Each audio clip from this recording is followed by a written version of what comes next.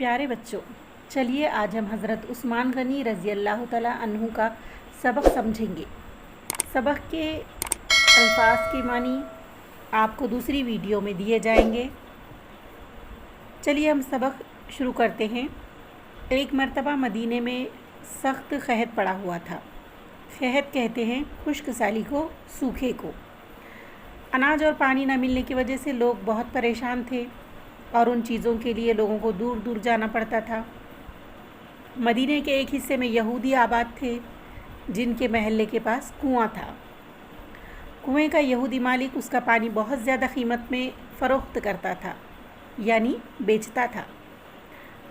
गरीब मुसलमानों ने ये बात रसूल अकरम सल्लल्लाहु अलैहि वसल्लम को बताई तो आप सल्लल्लाहु अलैहि वसल्लम ने ऐलान फरमाया कि लोगों को पानी की तकलीफ़ से बचाकर अल्लाह की खुशनौदी कौन हासिल करेगा। खुशनौदी कहते हैं रज़ामंदी को। तो ये ऐलान सुनकर आप सल्लल्लाहु अलैहि वसल्लम के एक सहाबी जाकर कुएं के मालिक से मिले और उससे कुआं ख़रीदने की बात की। तो सौदेबाजी के बाद, सौदेबाजी कहते हैं ख़रीद व फ़रोख्त के मामले को। तो सौदेबाजी के बाद उस यहूदी ने सिर्फ़ आधा कुआं देने पर राज़ी हो गया। यानी आधा कुआं देना, यानी एक दिन कुआं ख़रीदने वाला उसका पानी इस्तेमाल करेगा और दूसरे दिन यहूदी पानी इस्तेमाल करेगा। तो कुआं ख़रीदने वाले सहाबी ने वो सौदा मंजूर कर लिया।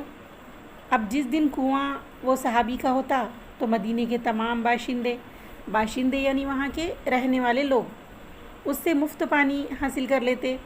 मुफ्त यानी बिना मुआवजे के, बिना पैसे दिए के पानी ले लेते। और जिस दिन यहूदी की बारी होती तो वो यहूदी मुसलमानों को बहुत महंगे दामों में पानी फ़रोख्त करता था। तो प्यारे बच्चों, यहूदी अपना पानी महंगे दामों में मुसलमानों को फ़रोख्त करता था।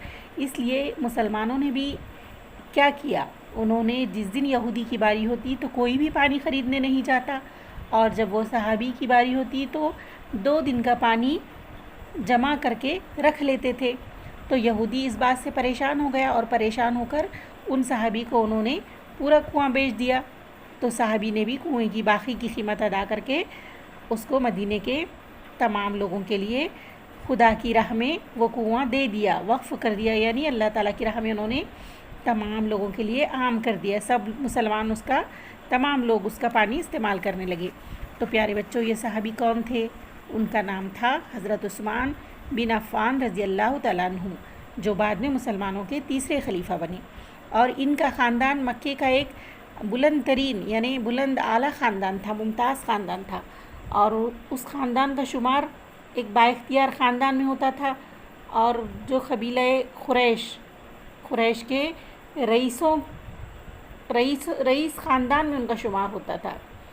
यानी क़ुरैश के जो मशहूर कबीले थे उन कबीलों में ये क़ुरैश ख़ानदान का भी शुमार होता था। तो उनकी जो वालिदा थी उनका नाम अरवा था और वो हज़रत मोहम्मद सल्लल्लाहु अलैहि वसल्लम की करीबी रिश्तेदार थी। प्यारे बच्चों, हज़रत उस्मान रज़ी अल्लाह तआला अन्हु का जो ख़द था वो मियाना था। मियाना कहते हैं दरमियानी, यानी उनका दरमियानी ख़द था और वो मज़बूत बदन के मालिक थे। और खूबरू कहते हैं खूबसूरत को, यानी वो बहुत खूबसूरत थे। और ये एक बात भी मशहूर थी कि हज़रत उस्मान गनी रज़ी अल्लाह तआला अन्हु हज़रत मोहम्मद सल्लल्लाहु अलैहि वसल्लम की तरह नज़र आते थे। उनके अंदर आप सल्लल्लाहु अलैहि वसल्लम की बहुत ज़्यादा मुशाबहत थी। मुशाबहत कहते हैं मुमासिलत को, उनकी तरह नज़र आते थे। प्यारे बच्चों, हज़रत उस्मान रज़ी अल्लाह तआला अन्हु निहायत बाहया, सब्र करने वाले, नर्म दिल और सख़ी थे। बाहया कहते हैं शर्म वाले को, शर्मीले को। और सख़ी कहते हैं सखावत करने वाले को, यानी अल्लाह की राह में देने वाले को। तो वो अपनी सखावत की वजह से गनी कहलाए। गनी यानी मालदार। वो सफाई पसंद थे, रोज़ाना गुस्ल करते, साफ़ सुथरे कपड़े पहनते, खुशबू लगाते। और इस्लाम कबूल करने के बाद तो हर जुमे को एक ग़ुलाम आज़ाद करना उनका शियार बन गया था। शियार कहते हैं तरीक़ा, यानी जब उन्होंने इस्लाम कबूल किया तो हर जुमे को एक ग़ुलाम आज़ाद करते थे। खुद सादा खाना खाते थे, لیکن مہمانوں کو ہمیشہ لذیذ اور عمدہ کھانا کھلاتے تھے۔ لذیذ یعنی مزیدار، لذت دار، اور عمدہ یعنی اعلیٰ، یعنی اچھے سے اچھا کھانا مہمانوں کو کھلاتے تھے اور خود سادہ کھاتے تھے۔ خلیفہ بن جانے کے بعد بھی انہوں نے کبھی بھی اپنے آپ کو مسلمانوں سے افضل اور برتر نہیں سمجھا، یعنی ان سے بلند اور بڑا نہیں سمجھا۔ وہ سب کے ساتھ بیٹھتے، سب کی عزت کرتے، لیکن کسی سے بھی اپنی تکریم کی خواہش نہ کرتے تھے۔ تکریم کہتے ہیں تعظیم کو، عزت کو، یعنی کسی سے بھی اپنی عزت کروانے کی خواہش نہیں رکھتے تھے۔ تو ایک مرتبہ انہوں نے اپنے ملازم سے کہا کہ میں نے تجھ پر جو زیادتی کی ہے مجھ سے اس کا بدلہ لے لے، اور ضد کر کے انہوں نے ملازم سے اپنے کان پکڑوائے۔ تو ملازم تو نوکر ہوتا ہے، ملازم نوکر کو کہتے ہیں، اب ملازم اپنے آقا کے، اپنے مالک کے کان کیسے پکڑے گا؟ تو اس نے نرمی کے ساتھ ان کے کان پکڑے۔ تو حضرت عثمان غنی نے کہا کہ بھائی خوب زور سے پکڑ، کیونکہ دنیا کا بدلہ آخرت کے بدلے سے آسان ہے، یعنی اگر یہاں پر تو زور سے پکڑے گا تو یہاں تیرا میرا بدلہ برابر ہو جائے گا، اگر تو نے میرے لیے یہاں پر آسانی کی تو اللہ تعالیٰ کی مجھ کو پکڑ ہوگی، یعنی اللہ کے وہاں کا بدلہ تو بہت مشکل ہے۔ اس لیے انہوں نے اپنے کان زور سے پکڑنے کو کہا۔ پیارے بچوں، آپ صلی اللہ علیہ وسلم کی ایک بیٹی کا نکاح حضرت عثمان غنی رضی اللہ تعالیٰ عنہ سے کر دیا گیا تھا، جن کا نام تھا بی بی رقیہ۔ تو جب مسلمانوں پہ ظلم ہونے لگا مکے کے اندر، تو کچھ مسلمان پیارے نبی سے اجازت لے کر حبش چلے گئے۔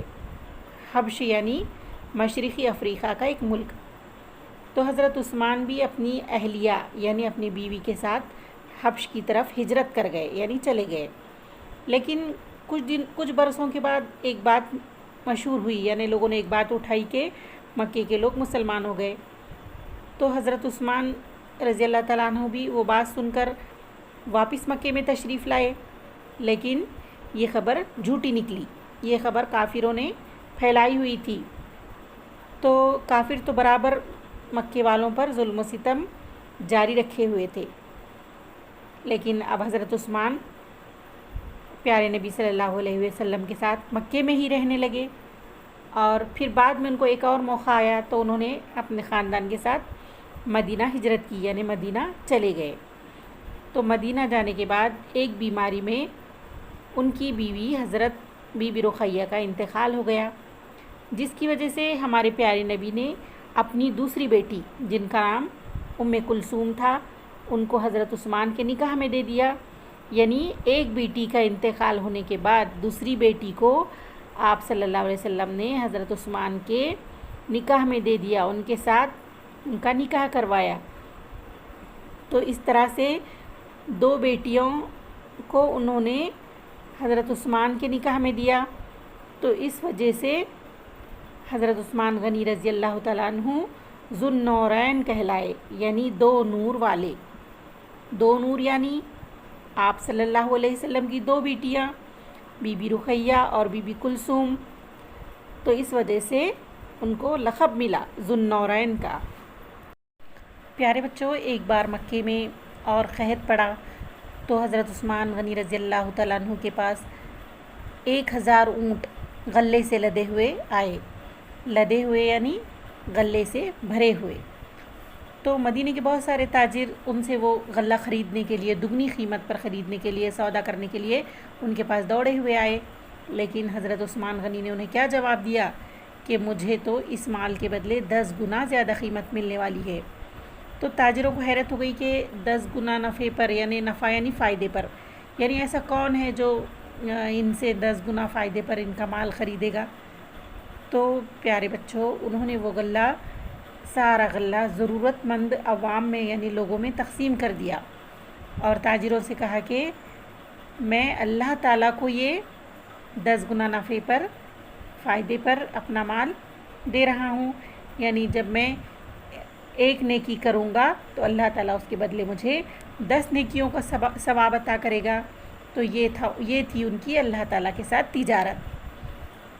پیارے بچوں، دنیا والوں میں اسلام کا پیغام پہنچانے اور مسلمانوں کو مشرکین کے یعنی شرک کرنے والوں کے ظلم و ستم سے بچانے کے لیے حضرت عثمان رضی اللہ تعالیٰ عنہ نے آپ صلی اللہ علیہ وسلم کے ساتھ بہت سی لڑائیوں میں حصہ لیا، جن میں عرب کا ایک مقام تبوک ہے، وہاں پر بھی ایک لڑائی ہو گئی تھی۔ تو اس لڑائی کے وقت انہوں نے جو بھی تجارت سے فائدہ ان کو حاصل ہو گیا تھا تو وہ اللہ کی راہ میں اس کا نفع خرچ کر دیا، وہ لڑائی کے لیے دے دیا اللہ کے لیے، اللہ کی راہ میں۔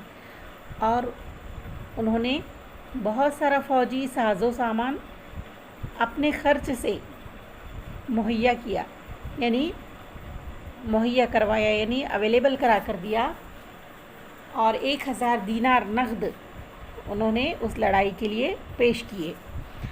تو پیارے بچوں، جب حضرت عمر جو ہمارے مسلمانوں کے دوسرے خلیفہ تھے ان کی شہادت ہو گئی تو 6 صحابہ کہتے ہیں جو آپ صلی اللہ علیہ وسلم کے ساتھ رہے، جس نے آپ صلی اللہ علیہ وسلم کو دیکھا، ان کے ساتھ ہی ان کو صحابہ کہتے ہیں۔ تو 6 صحابہ نے، جن کی ایک جماعت تھی، گروہ تھا ان کا، تو آپس میں مشورہ کر کے انہوں نے حضرت عثمان غنی رضی اللہ تعالیٰ عنہ کو مسلمانوں کا خلیفہ مقرر کیا، یعنی بنایا۔ اور انہوں نے حضرت عثمان غنی نے تقریباً 11 سال تک خلافت چلائی۔ تو جب ان کی خلافت کا زمانہ تھا، پیریڈ تھا، تو انہوں نے حضرت عمر جو مسلمانوں کے دوسرے خلیفہ تھے ان کی بہت سی باتوں پر عمل کیا، اور ان کی اصلاحات یعنی جو درستیاں کی تھی انہوں نے، تو ان درستیوں کی وجہ سے اسلامی حکومت کو بہت طاقت حاصل ہوئی تھی۔ اور جو بیرونی ملکوں سے جزیہ آتا تھا، جزیہ کہتے ہیں ٹیکس کو، لگان کو، تو وہ ٹیکس، وہ لگان کی رقم میں بھی اضافہ ہو گیا تھا، بڑھ گیا تھا۔ پیارے بچوں، حضرت عثمان غنی رضی اللہ تعالیٰ عنہ کی خلافت میں تجارت، زراعت اور تعلیم کو خوب ترقی ہوئی۔ حضرت ابوبکر صدیق رضی اللہ تعالیٰ عنہ جو مسلمانوں کے پہلے خلیفہ تھے، انہوں نے اپنے خلافت کے زمانے میں ایک ہاتھ سے لکھا ہوا قرآن، جس کو قرآن کا نسخہ کہتے ہیں، تو وہ ہاتھ سے لکھا ہوا قرآن ام المومنین یعنی مسلمانوں کی ماں، جن کا نام تھا حضرت حفصہ رضی اللہ تعالیٰ عنہا، تو ان کے پاس رکھوایا تھا۔ تو حضرت عثمان نے یہ نسخہ منگوا کر اس کی نقلیں تیار کروائی، نقلیں یعنی کاپیاں، کاپی، زیروکس کاپی اس کی تیار کروائی، اور اسلامی ملکوں میں اس کو بھیجوا دیا تاکہ مسلمان حضرت صلی اللہ علیہ وسلم سے ثابت شدہ قرات کے مطابق قرآن کی تلاوت کرے۔ یعنی جو پہلے خلیفہ نے قرآن کا ایک نسخہ اپنے ہاتھ سے لکھا ہوا تھا، ان کے قرآن کے نسخے کو منگوا کر یہ تیسرے خلیفہ نے اس کی کئی کاپیاں بنوا کر تمام اسلامی ممالک میں بھیج دیا۔ کیوں کیا ایسا؟ کیونکہ لوگ جو ہے تو آپ صلی اللہ علیہ وسلم نے جس طرح سے بتایا تھا اس طرح سے قرآن کی قرات کے مطابق قرآن کو پڑھیں۔ تو یہ حضرت عثمان رضی اللہ تعالیٰ عنہ کا بہت بڑا دینی کارنامہ تھا۔ پیارے بچوں، حضرت عثمان ایک نرم دل انسان تھے، تو ان کی نرم مزاجی کا فائدہ اٹھا کر بعض لوگوں نے ان سے خلافت چھوڑ دینے کے لیے کہا، لیکن انہوں نے کیا جواب دیا؟ انہوں نے کہا کہ اللہ نے جو خلعت مجھے پہنائی ہے اس کو میں اپنے ہاتھ سے نہ اتاروں گا۔ پیارے بچوں، خلعت کہتے ہیں لباس کو، پوشاک کو، یعنی ان کا کہنا تھا کہ اللہ نے جو مجھے خلیفہ بنایا ہے تو میں اپنے ہاتھ سے اس خلافت کے پوشاک کو نہیں اتاروں گا۔ لیکن تب یہ لوگ جو ہے تو بغاوت کرنے پر، بغاوت یعنی لڑائی جھگڑے پر آمادہ ہو گئے، یعنی اڑ گئے، لڑنے لگے ان سے، اور انہوں نے حضرت عثمان رضی اللہ تعالیٰ عنہ کے مکان کو گھیر لیا، یعنی چاروں طرف سے ان کو گھیر لیا مکان کو۔